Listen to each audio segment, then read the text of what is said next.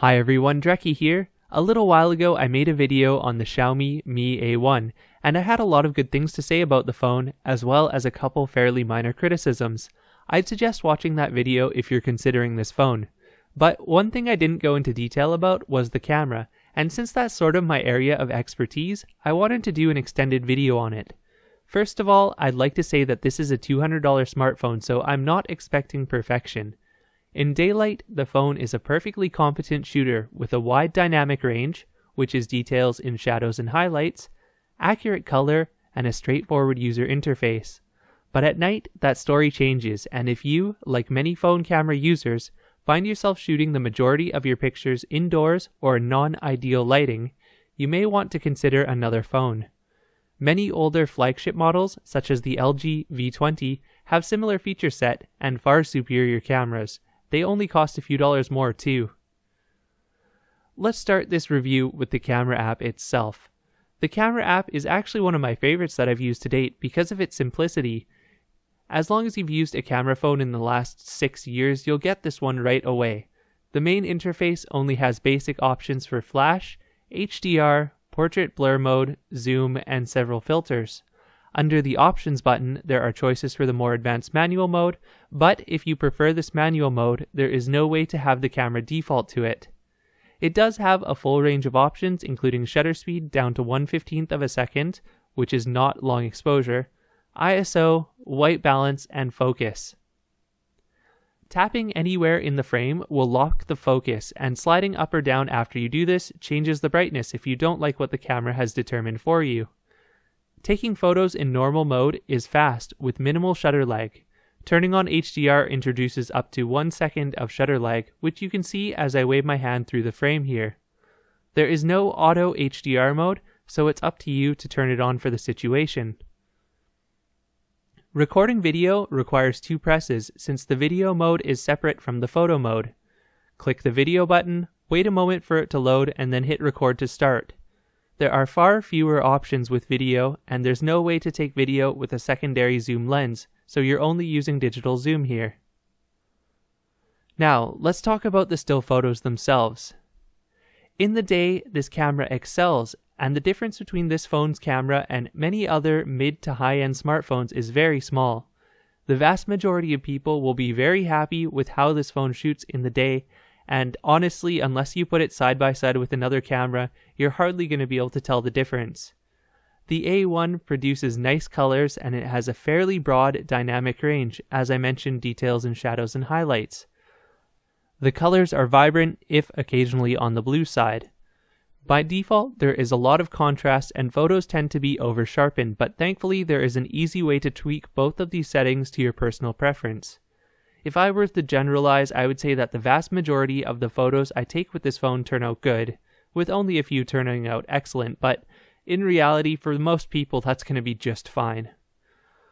Anything other than broad daylight though, and this camera starts to fall apart fast. Unfortunately, due to the lack of optical stabilization, it is significantly harder to take a clear, non-blurry photo with this camera than it is with other smartphones that have stabilization. This was one of those things that I didn't think about until it was gone, and now that I am missing it, I really miss it. Photos start to get grainier as the light goes out, and indoor or night shots lack detail and look noisy, that is, when you're able to actually get a clear photo. This was one of the first times in years I found myself taking multiple photos and praying that one of them would turn out where I could read text on a sign, or if I was taking photos of a label inside my house to send it to a friend's, it was guaranteed that I'd need to shoot at least 2 or 3 of them to get them clear enough to read. My LG G4, on the other hand, boot loop issues aside, was cheaper than this phone and has significantly better low light performance, mostly due to the optical stabilization. Flash photos, though, surprisingly look really good as long as you're within about 2 meters of your subject. The flash is more of a pinkish tone than other phones that I put it beside, and in my opinion this results in more natural skin tones, whereas the whitish LEDs of other phones I tested ended up looking a little bit more green and sickly. As with most smartphones, the flash is positioned so close to the camera lens that there is a lot of red eye, and unfortunately there's no easy way to remove it with the built-in Google Photos app. Now let's talk about the zoom camera. Daylight is the zoom lens's forte, seeing as that's the only time it works by default. It too does not have optical stabilization, but let's talk about how the photos look first.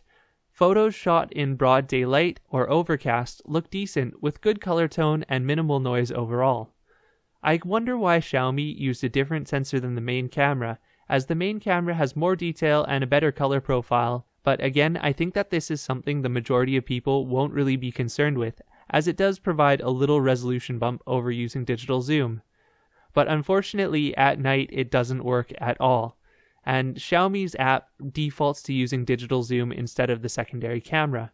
The only way to use the secondary camera in low light mode is in manual mode.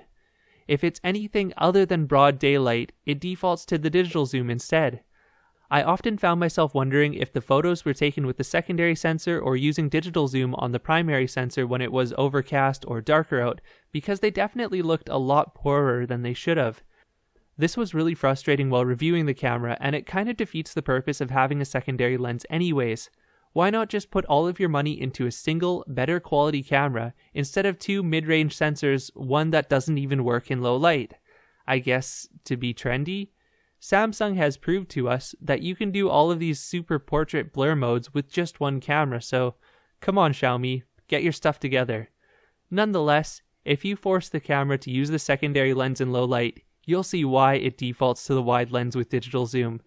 Photos are noisy and lack a lot of detail, just overall quite poor. The portrait mode also uses the secondary camera, so it works well in daylight, but once it becomes indoors or low light, maybe not so much. At least here, Xiaomi handily warns you that it's too dark instead of just defaulting to the main camera and pretending it's using the secondary camera. But yeah, as long as there's enough light, great, it works fine. The selfie camera can take competent photos in the daylight as well. I noticed that the focus is tuned fairly far away from the camera, so to get the best photos I found I really had to stretch my arm out. Once I did that though, there was an adequate amount of detail on my face, and the camera did a good job handling tough lighting situations like bright backlighting. Indoors or in low light it's fine too, but again it's a selfie camera, so expectations are much lower than the main camera. Now let's talk about video quality. A basic resolution test shows that this camera is capable of shooting real 4K at 30 frames per second and real 1080p at 30 frames per second. The slow motion has a lower resolution. While video has a decent amount of detail overall, it tends to be extremely contrasty and darker than I would like. There's no way to adjust the contrast or the brightness of the video like there is for photos, so you're stuck with what Xiaomi has decided is good for you. To be fair, it's far from the worst smartphone video I've ever seen, as it does offer true 4K. I just wish there was an option to tweak the contrast like there is for photos, because it feels like this camera is capable of doing way better than it does by default. To show you what I mean, here is a still photo processed by the camera with no color editing, and then here is a video in the same situation. The dark parts of the video are much darker, and the bright parts of the video are much brighter, and the color is overall different. If the video camera did what the photo camera did, I would definitely be giving it more points here.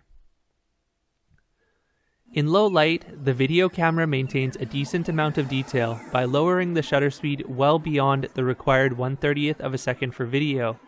This results in moving objects getting blurry, and the video looks like it's skipping occasionally, but honestly it's not that bad because there's minimal noise. As long as you're holding the camera dead still, you can make out details. Even though the cameras do not have optical stabilization, Xiaomi could have included electronic stabilization for videos, but unfortunately that didn't happen. It blows my mind that they didn't do this, because it makes walking and talking with this camera quite difficult. Most of the tests I had the camera resting on an object or a tripod or using some sort of handheld stabilizer because I didn't think you all would want to watch 10 minutes of me shaking the camera, but again, this is something I didn't realize I'd miss until it was gone, and I thought electronic stabilization was a given for smartphone cameras since it requires almost no money to integrate. The biggest issue with the video quality though is the garbled background noise in the audio. I actually waited until the Android 8 update on this phone to see if Xiaomi fixed the issue, but it's still there for me. Any sound processed by this camera seems to be subject to a strong noise reduction, which results in car noise sounding like someone is shaking a bucket of loose nuts and bolts. Have a listen for yourself and tell me what you think in the comments below.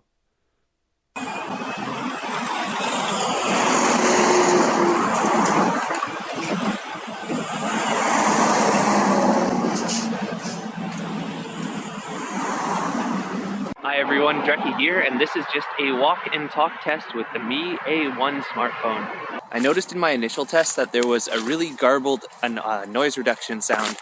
Sounded like the camera was trying to minimize the traffic noise like it would for a phone call, just in the video, and really it didn't sound that good overall. So right now we're in a place where there's a little bit of traffic noise, but not a lot. Let's see how this goes on our bike in one-handed.